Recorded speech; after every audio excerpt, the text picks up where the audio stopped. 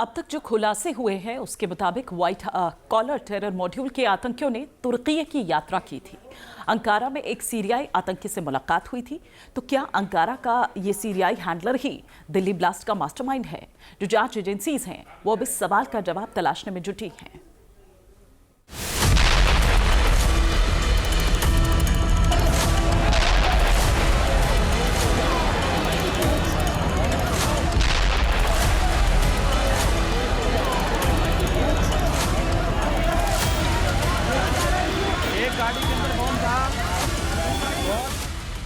10 नवंबर को लाल किले के सामने जोरदार धमाके ने दिल्ली को दहला दिया।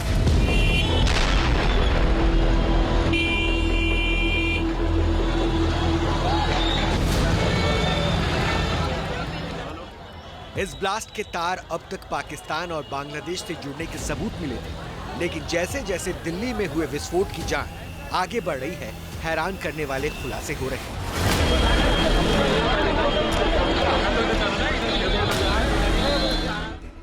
सूत्रों के मुताबिक सुरक्षा एजेंसीज की तरफ से व्हाइट कॉलर टेरर मॉड्यूल के अहम किरदार डॉक्टर मुजम्मिल के फोन की बरामदगी दिल्ली धमाके में बड़ा ब्रेक थ्रू साबित हो रही है। इस फोन के डेटा में 200 वीडियोस मौजूद हैं।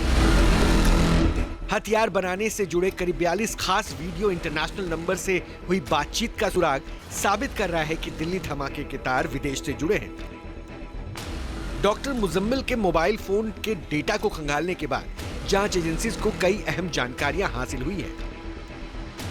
एनआईए और एटीएस के सूत्रों के मुताबिक दिल्ली धमाके में जिन देशों के हैंडलर्स के नाम सामने आए हैं, उनमें तुर्की, सीरिया, दुबई, पाकिस्तान, अफगानिस्तान और बांग्लादेश शामिल हैं।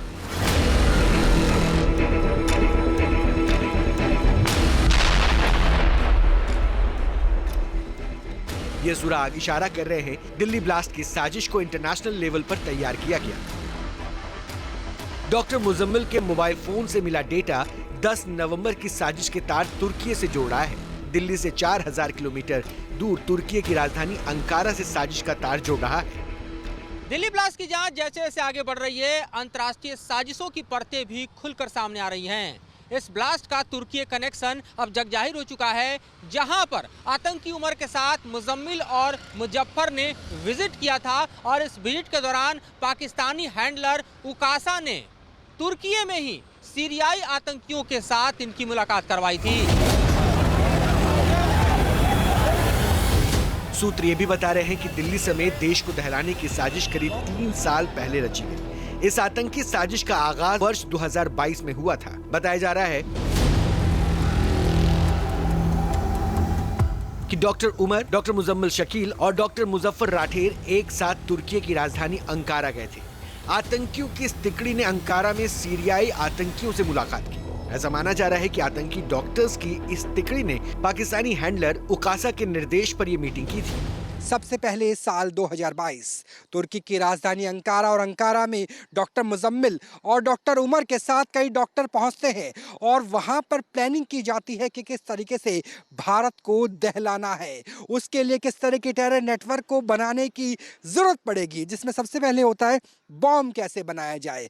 ये वो दौर था जब ISIS यानी Islamic state of Syria and Iraq बेहद एक्टिव था और इसी एक्टिवनेस को देखते हुए सीरिया पहुंचते हैं डॉक्टर मॉड्यूल की टीम। और सीरिया में मीटिंग कौन करवाता है? फिर आता है ISI यानी पाकिस्तान की खुफिया एजेंसी का जिक्र। उसके बाद एक मीटिंग होती है। मीटिंग में बताया जाता है कि कैसे डेटोनेटर बनाना है, ID बनाना है, विस्फोटक जमा करना है, किस तरह से आत्मघाती हमला करना है, वो सारी चीजें हो जाती हैं सीरिया से।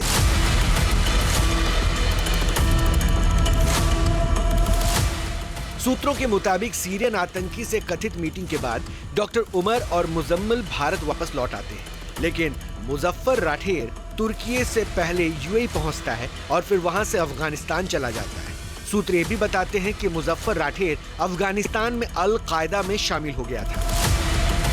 इंडिया पहुंचने के बाद भर्ती की जाती है उन वीडियोस को दिखा करके जो ब्रेन वॉश करने वाले थे, जो ISIS खुरासान से आते हैं, उनको लेकर के। उसके बाद जिक्र होता है जैश-ए मोहम्मद का, क्योंकि जैश-ए मोहम्मद की महिला ब्रिगेड के सदस्य के तौर पर ही डॉक्टर शाहीन काम करती थी और जैश-ए मोहम्मद ही दरअसल बांग्लादेश यानी ढाका के रास्ते पश्चिम बंगाल के मुर्शिदाबाद के रास्ते विस्फोटकों को दिल्ली एनसीआर में पहुंचाने की कोशिश कर रहा था। इसके बाद दोबारा जिक्र आता है दुबई का। दुबई या फिर खाड़ी देश इसलिए क्योंकि उन देशों के रास्ते ही वो फंडिंग पहुंचनी थी, चाहे वो क्रिप्टो करेंसी के जरिए हो, ओवर बिलिंग के जरिए हो या फिर हो टेरर नेटवर्क के हवाला रैकेट के जरिए। तो वहां से बिलिंग आती है और इस पूरी कोऑर्डिनेशन की जाती है पाकिस्तान की खुफिया एजेंसी के द्वारा। जहां भक्ति है हर शब्द में, कथाओं में छुपे हैं दिव्य रहस्य और ज्योतिष देता है जीवन को दिशा। धर्म से जुड़ी हर बातों को जानने के लिए हमारे चैनल स्तुति को सब्सक्राइब करें। चैनल पर जाने के लिए इस लिंक पर क्लिक करें।